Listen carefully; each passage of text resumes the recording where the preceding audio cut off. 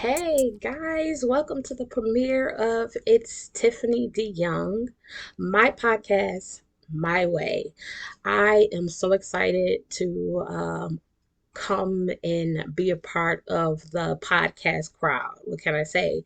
Um, I started off with coffee time morning motivation thoughts with my first podcast. Now this is that's a podcast all about being inspirational, being as positive as possible, because I really believe that we need inspiration in the morning. We need to really be able to get up and say, thank you God. You know, let's let's get moving through the day. But this is the premiere of a different podcast. It's Tiffany DeYoung. It's all about me, my thoughts, and what I'm feeling and what I want to talk about. Okay. I'm still going to try to keep it as positive as possible because that's what I do. So, thank you, thank you, thank you for being a part of this premiere. Um, I just want to start off by thanking all of you guys for tuning in, for all the people who already know me, that's supporting me. I appreciate you from the bottom of my heart. But for you all who don't know me and are tuning in, thank you still. But I'm going to introduce myself.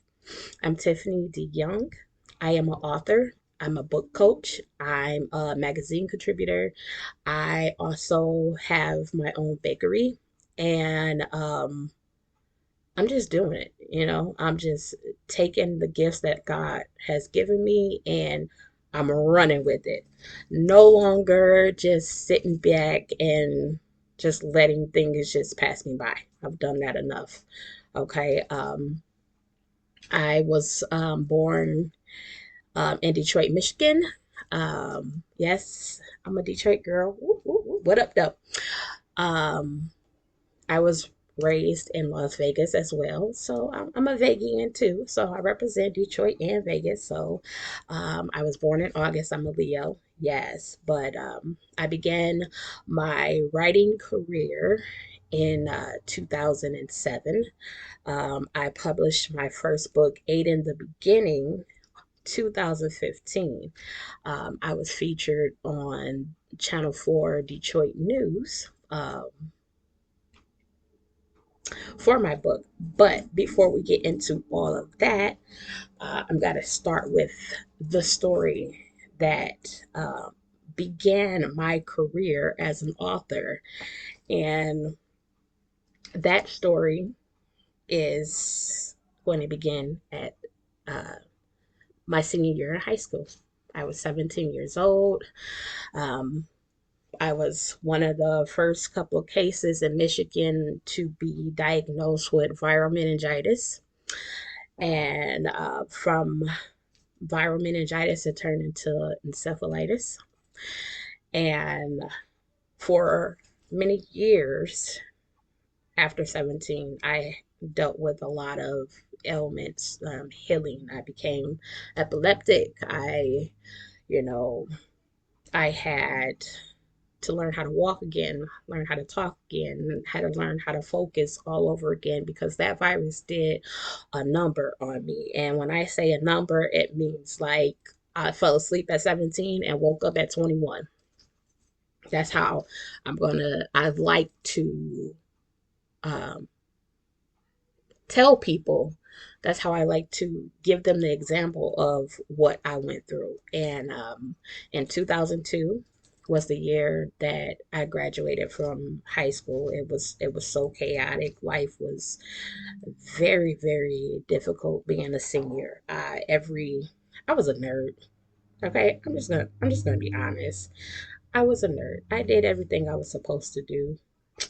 I just, one day ran into a teacher that was not too fond of me.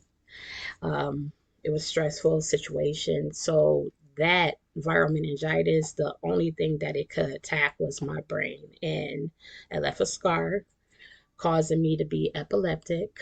I went through hallucinations. I went through short-term memory loss. I went from 145 pounds to 99 pounds, and it was a lot, and my family had to deal with a lot. Doctors like literally gave up on me.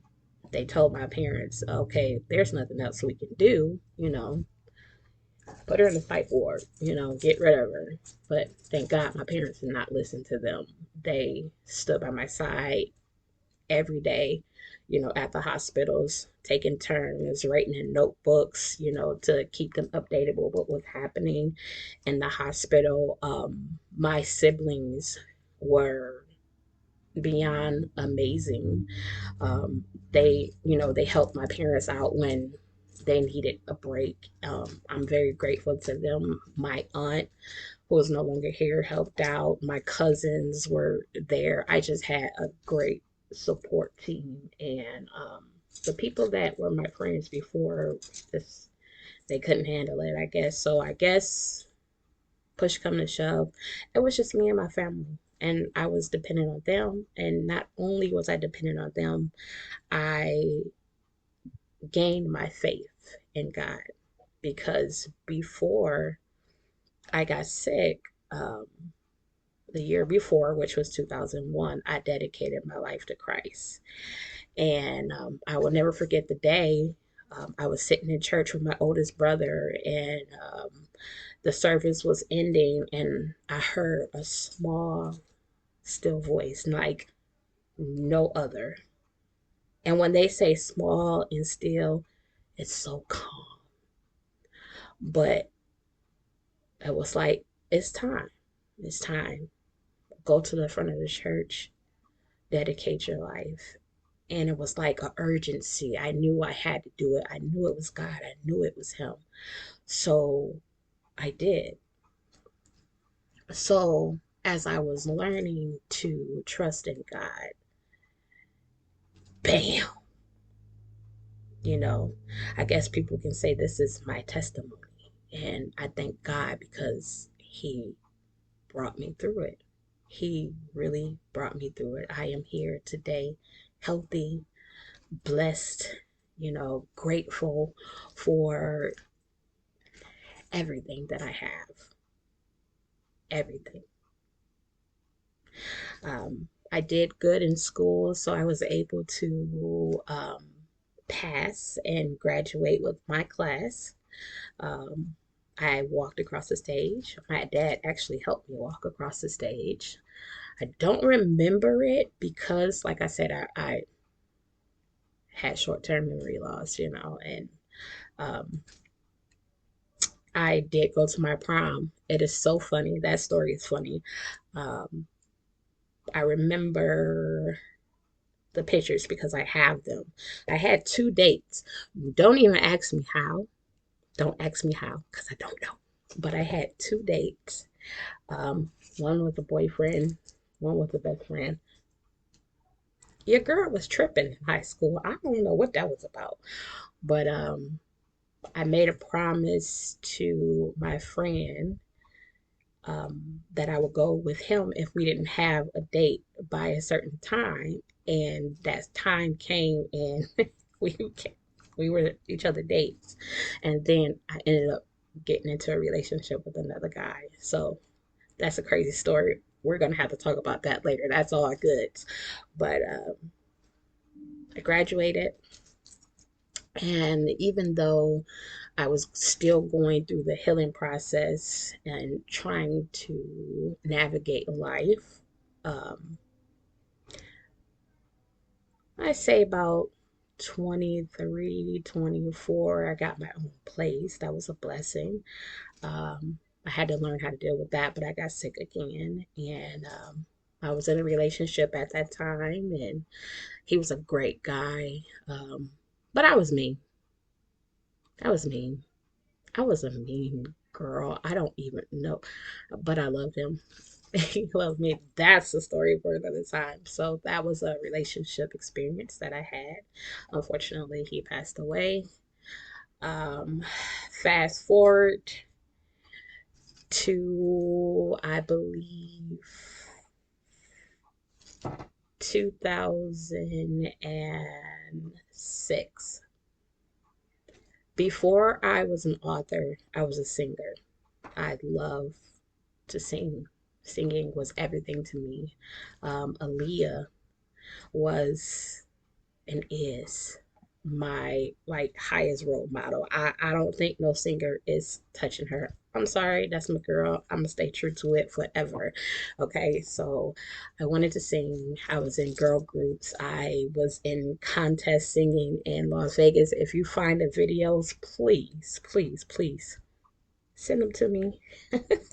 Send them to me because I really want to see what I look like and what I sound like. But back then, I was singing. I was inspired to be a singer, but I hit a roadblock when a couple of close people to me told me that if you're not Beyonce, then you shouldn't be trying to be a singer.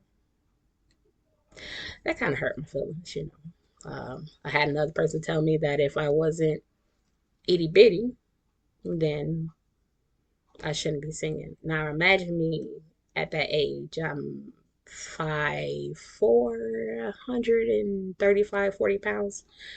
Nicely shaped, you know, not big at all. Okay? Because 140 on a tiny girl, a short girl, back in them days was gorgeous. Because if I could have that body right now, baby, I would take it back immediately. But, and then I did record a song. I worked on the chorus and I loved it. I loved what I sound like. But I guess after being so discouraged so many times and hearing so many negative things, I kind of gave up on it and just said, you know, God gave me this ability to write. I know that I can write. I know that I can write songs. I write songs all the time. I sing all the time. He gave me perfect gifts. So what can I do with what I have? And I ended up watching a movie around that time, and I got inspired to write my first book, Eight in the Beginning. And I wrote it, and every weekend my little cousin would come over and she would read it, and she would be like pushing the keys, like, is this it? What's going on? Where's the rest of it? I said, I'm just writing. I didn't think that you were really so. Long story short, I wrote Eight in the Beginning, 2007. That's when I became an author. Um, I created my company, Tita Publishing. My dad actually came up with the name Tita because it's the first two initials of my first name and first two initials of my middle name, which is Tiffany to me. So Tita, Tita Publishing came about. I began working real hard. I published the first copy in 2015. My mother actually wrote a letter to the news, okay? And it was for this segment called Inspire Today. You nominate someone that you want to be recognized for the things that they went through, the things that they're doing, and their accomplishments. Yeah, my mother wrote in. Um, Shout out to Evron Casmi. He used to be on Detroit Channel 4 local news.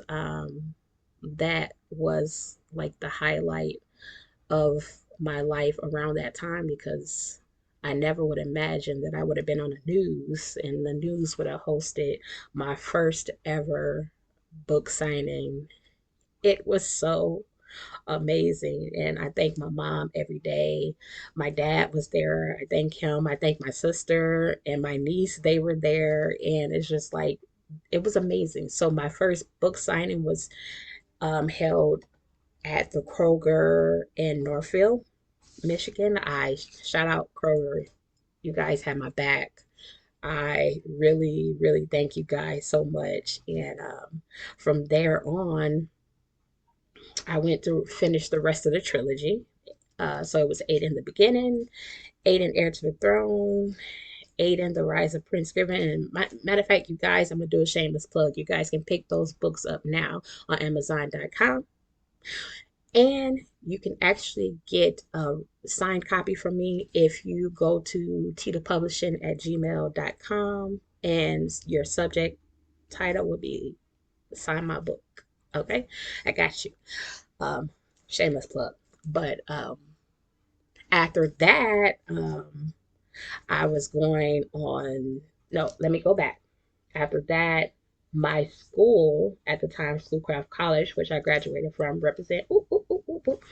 Um, they did an article about me. The same time the news did the segment about me.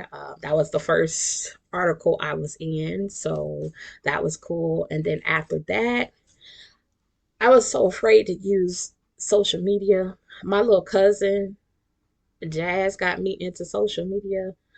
I started signing up for Facebook and Instagram and Twitter and all this other stuff. I had no clue what I was doing. Trust me. Back then it was MySpace too. When I first started with social media, then I got off of it. But with being on Instagram, I got invites to be on live shows. Now, mind you guys, I do not like lives because I'm 100% terrified. I'm learning, and I'm going to get better. I promise. But all in all, everything was on an up and up, and I was really blessed. I was really inspired to keep writing. To this day, I'm up to 16 self-published books. I'm very, very, very, very grateful. God is good. Um, Also, I've been on multiple shows. I am now a contributor writer to 19 magazine. Shout out to the editor and publisher Kiki Chanel. That's my girl. Shout out to her. And I've been on multiple things, and I'm so happy that you guys are taking the time to get to know me. And I'm I just opened a bakery. I love to cook. I love sweets. And if you can't tell, okay, no, we're not gonna do that. I'm also into fashion. Look at this. That's dope, isn't it? Protect your energy. Yes, yes, yes. Your girl's doing it. But so this is what the podcast is going to be about: learning to navigate the life that you have, being positive about it, talking about so many different things. Just inspiring you guys to not give up. I could have gave up so many times. I could have gave up. I almost gave up. I could have quit. I could have stopped going after my dreams, but God inspired me. He pushed me. He kept me going. He said, "Don't give up." Um, Even though I did not continue singing and writing, look out, because your girl is gonna make an album. Okay, one day I'm probably gonna do like a 7-song EP or something like that. I'm gonna do it. I'm not crossing it off my list. I'm just not focused on it right now, but I'm not giving up. You If you got the gift, you got the gift, and I'm never gonna let anybody discourage me like that again. So don't you let anyone discourage you. Just need to hold on to your faith. Believe in yourself, because you are only going to be your number one advocate all the time. You're going to always be for you. Nobody else is going to ride harder for you than you. Okay? Not your family, not your friends, not your husband, not your sister, whatever. It's always going to be you. That's your number one person, your support, and God. If you have the talent, use it. Use it for good. Use it for positivity. Don't be going to start no mess. Don't start no mess. But yes, but I do look forward to hanging out with you guys and continue, you know, being me, Tiffany, doing things my way on my podcast. So make sure if you liked this premiere, make sure you like, subscribe, comment, and I'll be coming back to you like every week. Like, why not? This is fun, right? Just getting to know each other. And the next episode is going to be live. This one was just to introduce me, my story. I'm so thankful for you guys for tuning in. I love you. I love you. I love you. I thank you. And if you want to follow me, make sure you go on Instagram. I am on Instagram. I am Tiffany D. Young. That is my Instagram. I also, if you want to get coached and to write books, I'm on there on Instagram, Tita Publishing. So if you want baked goods and you are in Michigan, I am Tita's Bakery. I got you. Okay. So your girl's doing it. She being a boss. Thank God that I'm able to have the many talents that I have. I give all grace and glory to Him. It's not about me. It's not about me doing it for myself. He did it. He brought me through, and I thank God. So I'll always represent Him and put Him first. But like I said, make sure you subscribe, like, comment, tell me what you thought about this episode, what you look forward to see, if you learned anything, if you were encouraged, whatever. I'll respond if it needs a response. So I thank you guys once again for being a part of this journey with me, starting something new, something beautiful, something bold. I'll check you out next time. See ya on It's Tiffany D. Young, my podcast, my way.